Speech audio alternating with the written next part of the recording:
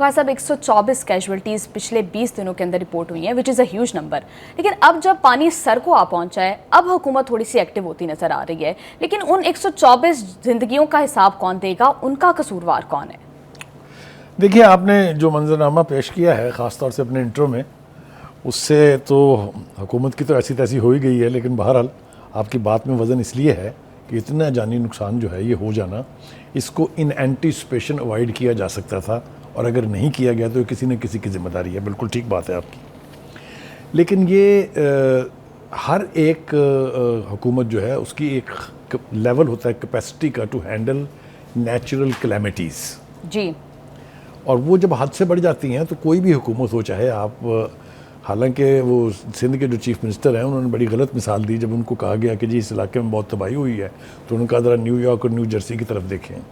ये वो पंजाबी ज़बान के मुताबिक ये है कि जी तुहाडे मुल्क बड़ी तबाही हुई, उन्हें कहा सानू की, उन्हें कहा जी उत्थे बड़ी तबाही हुई, उन्हें कहा तुहानू की। तो ये सानू की तुहानू की जो है ये इस किस्म की सूरत हाल में ज़ेब नहीं देता है, अच्छी मिसाल नहीं है। तबाही हुई है, लोगों का नुकसान हुआ है, माली भी हुआ है, जानी भी हुआ है, उनकी घर मिसमार हो गए, उनकी फसलें तबाह हो गई। तो डेवस्टेशन का अगर हम गेज करना चाहें तो पूरे मुल्क में सूरत हाल खौफनाक है, चाहे वो बारिशों की वजह से है, चाहे सैलाबी पानी की वजह से है।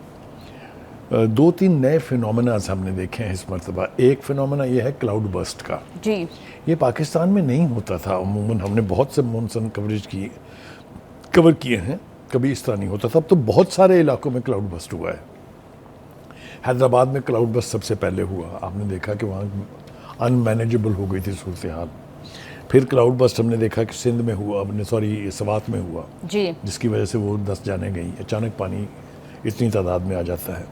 इसी तरह से और भी कई जगह के ऊपर क्लाउड बस्ट की रिपोर्ट्स हमारे पास मौजूद है, चकवाल में हुआ है जी। यानी आप ये देखें कि इस वक्त मंजरनामा ये है कि तमाम अदारे अपनी जैसी कोशिश कर रहे हैं, लेकिन हमेशा ये हुआ है पाकिस्तान में कि जब सैलाबी सूरत हाल हद से बढ़ जाती है तो फ़ौज फिर रेस्क्यू ऑपरेशन के लिए आती है, क्योंकि उनके पास कैपेसिटी भी है, ट्रेनिंग भी है, इक्विपमेंट भी है।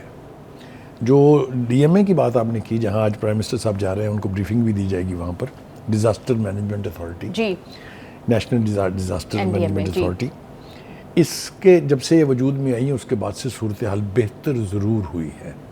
यानी पुश्ते टूटने का अमल इतना बरक रफ्तारी से होता था कि पता चलता था कि सैलाबी पानी जो है उसने 100 150 गाँव जो है उसको डेवस्टेट कर दिया है, मवेशी बह गए हैं। तो सूरत हाल इम्प्रूव ज़रूर हुई है, लेकिन बहुत खौफनाक बारिशें हुई हैं, जैसा मैंने अर्ज़ किया कि ये एक नई सूरत हाल है। लेकिन ना पाकिस्तान में ग्लेशियर पिघलने की कोई रवायत पहले नहीं थी, इतनी यानी ठंडा होता था वो इलाका कि ग्लेशियर के ऊपर ग्लेशियर बनते जा रहे थे जी। और अब वहाँ जो हीट वेव आई है उसकी वजह से आपने देखा कि गिलगित बल्तिस्तान के अंदर बड़ी खौफनाक सूरत हाल है। वहाँ के तमाम बरसाती नाले, वहाँ के छोटे छोटे दरिया, वो सारे लबालब चल रहे हैं। तो कहने का मतलब ये है कि ये एक नई सूरत हाल है जिससे इस वक्त हुकूमत पाकिस्तान दो चार है, और फ़ौज जो है कोई गैर मुल्की तो नहीं है ना, पाकिस्तान का ही एक अदारा है। लेकिन भाई साहब, हमने इदारे बनाए हुए हैं, एनटीएमए बनाया, फिर प्रोविंशियल लेवल पर बीडीएमए है, उनका काम है कि वो इसको इस सारे ऑपरेशन को, इस सारे चैलेंजेस से निपटें। देखिए, मैंने कहा कि कैपेसिटी की बात है कि क्या डीएमए एनडीएमए की इतनी कैपेसिटी है कि वो मुल्क भर में इतनी बड़ी सैलाबी सूरत हाल से खुद निपट लें। तो बात आपकी एक हद तक दुरुस्त है कि इकदाम तो होने चाहिए इन एंटीसिपेशन। Exactly. ये नहीं है कि वो लाठी सर के ऊपर पड़े तो आपकी आंखें खुले। बुखार साहब, खुद एनटीएमए की जानिब से और पीएमटी की जानिब से अर्ली वार्निंग्स दी गई थी बड़े अरसे पहले से। जून देखिए, हमारा ना जो अर्ली वार्निंग सिस्टम कह लीजिए आप, या जो हमारे यानी ऑफिसेज हैं जो एडवांस वार्निंग देते हैं, उनकी बहुत हद तक नाअहली कह लीजिए आप, या ये कह लीजिए कि उनमें कैपेसिटी नहीं है कि वो टाइम से इतला दे सकें। कहीं ना कहीं कोई ना कोई ख़राबी ज़रूर है जी। लेकिन जो हमारी इस्लामाबाद ऑब्जर्वेटरी है, जिसको हम मेट ऑफिस भी कहते हैं, उसकी पेशेन गोइयाँ अक्सर जो है वो सही होती हैं, लेकिन वो बारिशों के हवाले से है, वो हीट वेव के हवाले से है। तो हमें इस सिस्टम को बेहतर करना चाहिए। लेकिन इस वक्त की सूरत हाल ये है कि जितने भी इदारे हैं हुकूमत की डिस्पोजल पे और फ़ौज, वो दोनों मिल के इस वक्त सूरत हाल को संभालने की कोशिश कर रहे हैं। अब ज़रा थोड़ा हम जायज़ा ले लें कि कहाँ कहाँ हुआ क्या जी क्या जी। है। सबसे पहली बात तो ये है कि रावलपिंडी और इस्लामाबाद जो ट्विन सिटीज़ हैं वहाँ पर तो हादी हो गई है। यानी आप ये देखिए कि वहाँ जो रावल डैम है वो पूरा किनारे किनारे तक भर चुका हुआ है और अब स्पिलवेज अब तक शायद खोल दिए गए होंगे या आज रात में खोल दिए जाएंगे। उसके बाद आ जाइए चिकवाल में क्लाउड बस्ट हुआ है और एक 423 मिलीमीटर बारिश। ज़रा तसव्वुर कीजिए कि इंचों में ये कोई 22 इंच के करीब बारिश है। 22 इंच की बारिश का तो कोई तसव्वुर भी नहीं कर सकता, इतनी खौफनाक बारिश है। लिहाजा वहाँ ये हुआ कि जो चूहा सैदन के पास जो कटास राज जो तारीखी यानी हिंदू मंदिर है उसके अंदर भी पानी दाखिल हो गया और वहाँ एक मुकामी डैम बनाया हुआ था वो भी टूट गया है। और आपको पता है कि डैम का पानी जब टूटेगा तो उसकी जो तबाहकारी होगी। सिर्फ पंजाब में तूफ़ानी बारिशों से 75 अमवात हो चुकी हैं, जिनमें से ज़रा थोड़ा सा फिगर भी हम शेयर कर लें नाज़रीन के साथ। लाहौर में 18 हैं, फैसलाबाद में 9 हैं, उकाड़ा में 9 हैं, साहिवाल में 5 हैं, जबकि पाकपटन में 3 अफराद जो हैं वो इन बारिशों की नज़र हो गए हैं। इसके अलावा इन तमाम इलाकों के अंदर कहीं रूफ कलैप्स के केसेस हैं, कहीं दीवारें गिरी हैं, बेपनाह अमवात उसमें भी हुई हैं जो पूरी तरह से अभी फिगर हमारे सामने नहीं है। ठीक है जी। उसके बाद आप आ जाइए जी कि जो बरसाती नाले हैं उनकी हालत भी बहुत दगरगू हैं, इसलिए कि वही एक सैलाबी पानी को निकालने में मददगार साबित होते हैं, लेकिन वो भी अपनी कैपेसिटी से ऊपर चल रहे हैं और पानी को साफ ही नहीं किया जाता बारिशों जा से रहा पहले। है। अब वो डिसल्टिंग का प्रोसेस पहले तो दरियाओं में होना चाहिए, वही नहीं होता प्रॉपरली। डैम्स में होना चाहिए, वो नहीं होता प्रॉपरली। इसी तरह नहरों में भी नहीं होता है, तो बरसाती नालों की तो शायद बारी नहीं आती कभी।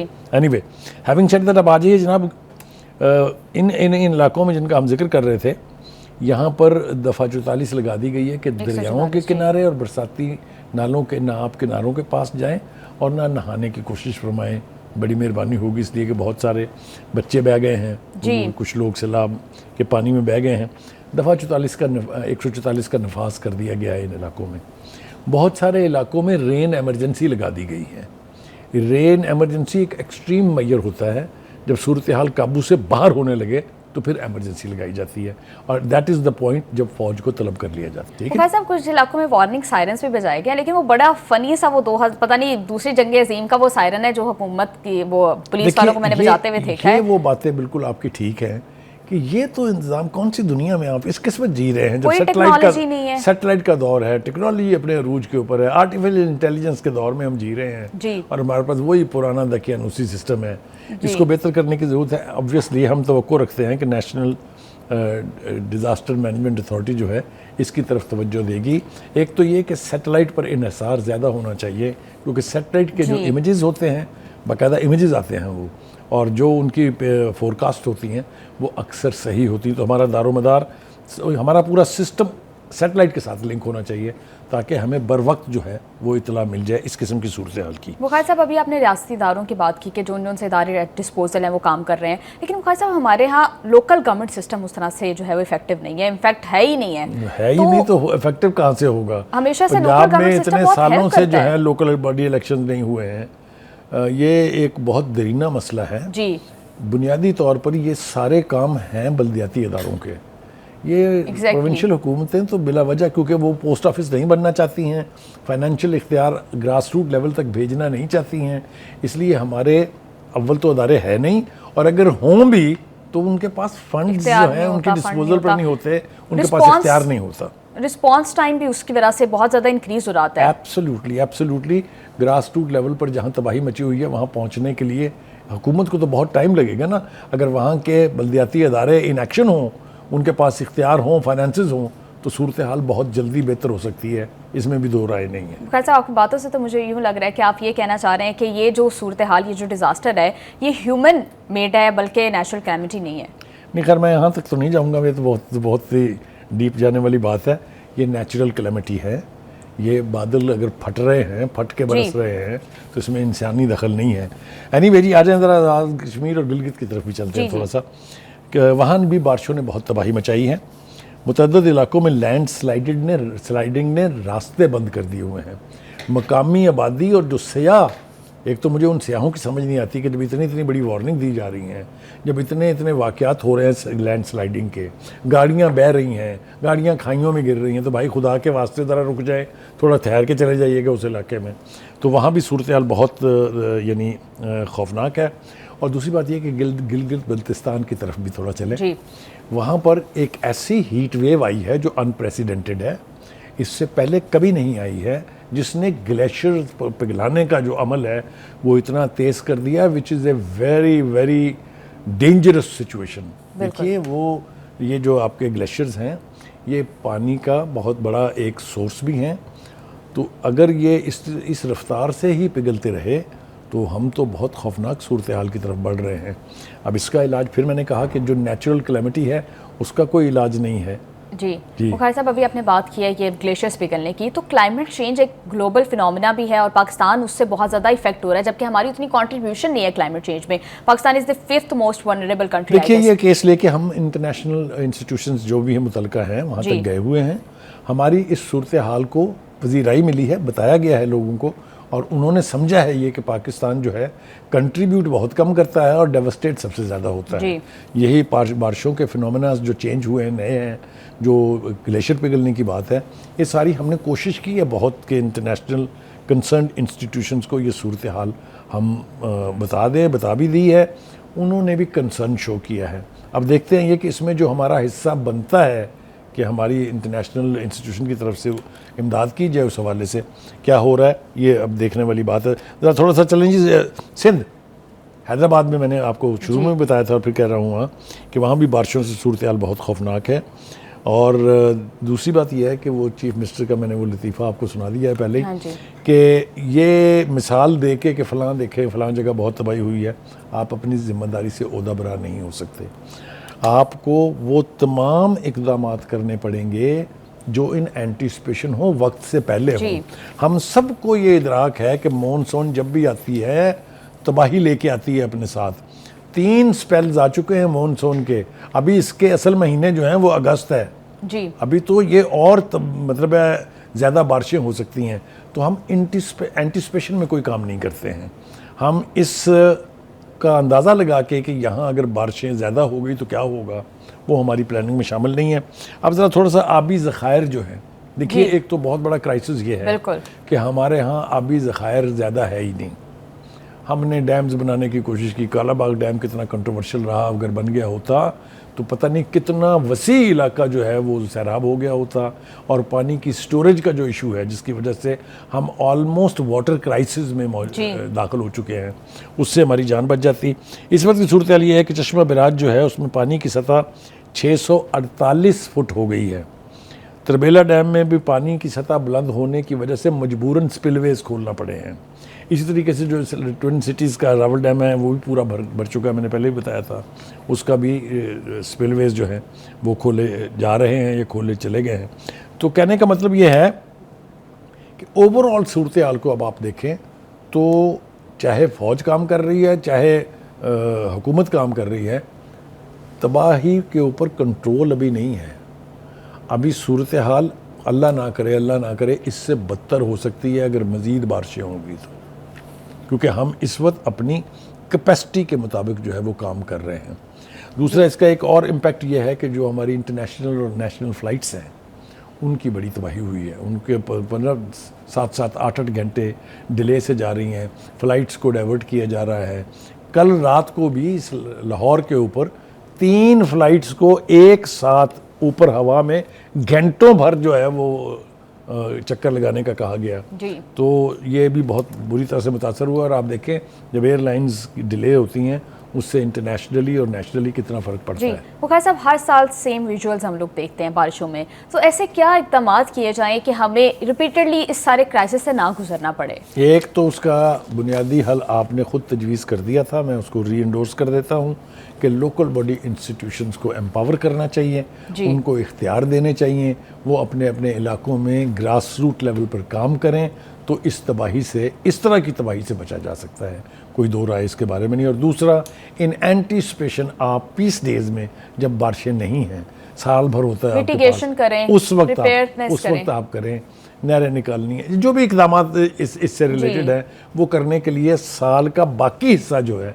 ये 2 महीने तो चलिए बारिशें होती हैं बहुत, जुलाई में, अगस्त में, तो बाकी 10 महीने जो हैं उसमें आप एंटीसिपेशन में वो इकदाम करें जिससे इस नौइयत की तबाही से बचा जा सकता है। बुखारी साहब, आपको नहीं लगता कि पाकिस्तान में कोई पॉलिसी ही नहीं है रेन वाटर मैनेजमेंट के हवाले से? जब सर पे पड़ जाती है फिर हमारी इमरजेंसी रिस्पांस का सिस्टम होता है बस। आज आप ना बड़े तबाहकुन बयानात देने के मूड में लगती हैं मुझे। देखिए, कैपेसिटी का ना होना, जितनी ज़रूरत हो वो एक अलग बात है, टोटल नाअहली करार दे देंगे अगर आप, तो बिल्कुल ऐसे लगता है जैसे हमारी हुकूमत कहीं और बसती है, तबाही यहाँ हो रही है। ऐसा नहीं है। एक और चीज़ भी तो इसमें है कि पब्लिक उस तरह से अवेयर नहीं है। हमेशा से हम देखते हैं हुकूमत की जानिब से भी ये बार बार रिपीटेडली ये शिकवा किया जाता है कि पब्लिक ताउन नहीं करती है। अगर पहले से वार्निंग्स भी दे दी जाती हैं तो बिल्डिंग्स को इवैक्यूएट नहीं करते। ये बात एक बहुत हद तक आपकी ठीक है। इसी तरीके से जो गांव हैं जो सैलाबी पानी में गिर जाते हैं बाद में, वहाँ से लोगों को वार्निंग दी जाती है कि आप ये इलाका छोड़ दें, लेकिन वो अपना माल मवेशी छोड़ के जाने पर आमादा नहीं होते। फिर जो फ़ौज को लाना पड़ता है ना, वो फिर ज़बरदस्ती उनको एवैक्यूएट करते हैं ताकि उनकी जानों का नुकसान ना हो। तो ये मंजरनामा बहुत गलूमी है, बहुत ही फ़िक्र की बात है। हुकूमत को और ज़्यादा एक्टिवली इसको परसू करना पड़ेगा। और फ़ौज जो है उसने हमेशा, पूरी तारीख उठा के देख लें आप, जब कभी सैलाबी सूरत हाल ने इस तरह की नौइयत अख्तियार की है, फ़ौज ने हमेशा बहुत मैसिव लेवल के ऊपर इसमें काम किया है और लोगों की जानों का तहफ़्फ़ुज़ किया है।